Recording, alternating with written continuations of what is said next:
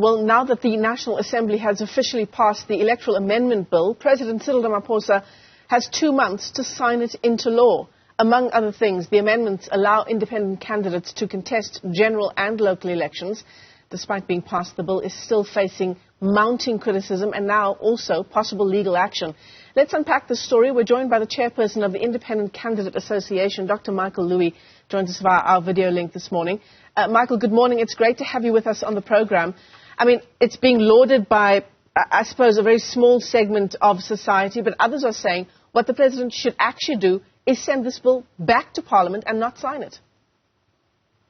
Yes, good morning, Michelle. Well, I mean, obviously that's our last resort, is to send and ask the president not to do it. And it will be laudable, but I mean, that's the easy part. The difficult part is what's the remedy? Because we have to have a 2024 elections and we have to have independent candidates to stand, because otherwise the elections won't be constitutional. So it's a dilemma, and that's why I'm really elated by some of the parliamentarians yesterday in the Assembly that sort of said they're going to beef up in the NCOP, which is the next process, a type of mediation process to try and see if they can't get civil society and Parliament together to sort of remedy an interim solution with a type of sunset clause to say we must start again. So I think that, to me, is a good solution. I hear you about the 2024 elections and the 18 months that's needed, right, from December for the IEC to properly prepare for those elections. But doesn't it mean that we face legal action, especially from those segments of society that say the bill in its current form is totally unworkable? Well, look, Michelle, I'm sort of leading the legal process, and we've already drafting papers for a declaratory order of invalidity. That Parliament knows we've been quite pronounced on it, because at the end of the day, time is of the essence. And so if the bill goes past, or when the bill goes past on the 10th of December, papers are ready to be served to save on time.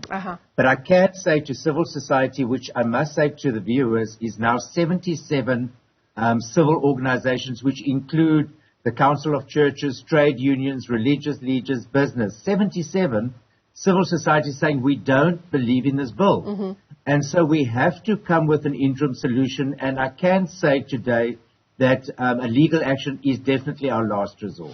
I mean, the 2024 elections, say those civil society organizations that you've just mentioned, Michael, they say that the election actually is under threat of not being fair and credible if the bill stays in its current form. Michael, shall we take our viewers back just a few steps to exactly what the issues are with this bill? For one, insofar as independent candidates are concerned, they are required under these amendments to get double the number of votes for a seat in Parliament compared to a political party. Tell us more about how this bill actually takes back the issue of allowing independent candidates to contest elections. Look, I mean, it is quite a complex story, and that's how we always struggle how to communicate to the public is how does this bill actually work, and because of its intricate nature.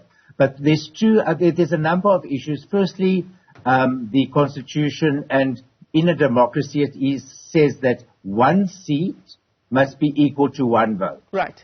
That's what it actually is. This bill does not do that because it incorporates independent candidates to fight with political parties. So, for instance, just to register, if an independent candidate wants to register, it has to get around about 13,000 to 18,000 votes. It depends, because we now divide it into provinces in the new bill. However, if a political party wants to register, a new political party today only needs 1,000 signatures. So, truth be told, me being chairman of the Independent Candidates Association, if a person comes to me and says, Michael, I'm wanting to register as an independent candidate, I have to say to them, well, listen, Chantal, let me tell you, you need to sign a deposit of 250 or 500,000 rand. We don't know what that is because the IEC will still determine that. You need to get 13,000 signatures of people that are registered at the IEC list. It's not you can stand at a shopping center and just get a lot of signatures. You have to check it, you have to collate it, and then you still have to pay for your own campaign.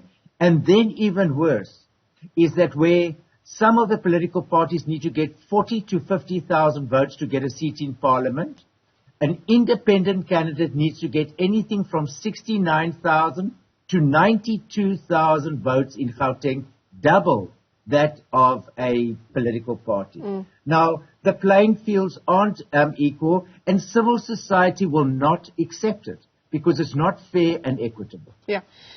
I mean, the point of, as you tried to explain to us, just the intricacies of the bill, Michael, the point of changing a voting system anyway is so that voters can know who they elect to Parliament and how it happens, and then hold their MPs accountable. It sort of goes against that point as well, the fact that the bill is so convoluted and the communication around the bill has been so opaque. Well, look, I mean, the big thing is it all goes about legitimacy. I can tell you now, if the public do not understand this bill, do not understand how the voting works and the result works, it will never, ever receive its credibility. It's just one of those elements. And so we really believe that there hasn't been enough due process. The public haven't been informed. They haven't participated in this bill and their voices known, and therefore not credible and legitimate. Yeah. Then secondly, I just wanting to say the problem, the way the Minister and Parliament is dealing with this bill, they're dealing with it as an administrative issue, as an instruction given by the Constitutional Court. This is not true. This is a human rights issue.